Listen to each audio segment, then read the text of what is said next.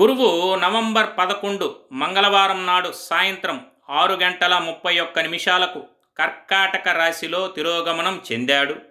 ఇదే స్థితిలో వచ్చే ఏడాది అనగా 2026వ సంవత్సరం మార్చి 11వ తేదీ వరకు ఉంటాడు.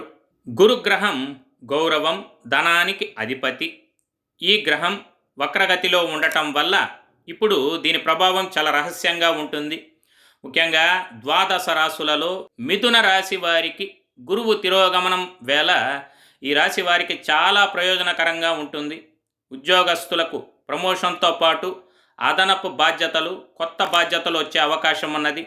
వ్యాపారులకు మంచి ఫలితాలు లభిస్తాయి. ఆర్థిక పరంగా అద్భుతమైన లాభాలు వచ్చే అవకాశం ఉన్నది. వ్యక్తిగత జీవితం సాధారణంగా ఉన్నప్పటికీ ఈ వీడియో గురించి పూర్తి సమాచారం కొరకు కింద కనపడుతున్న లింక్ని క్లిక్ చేసి చూడగలరు.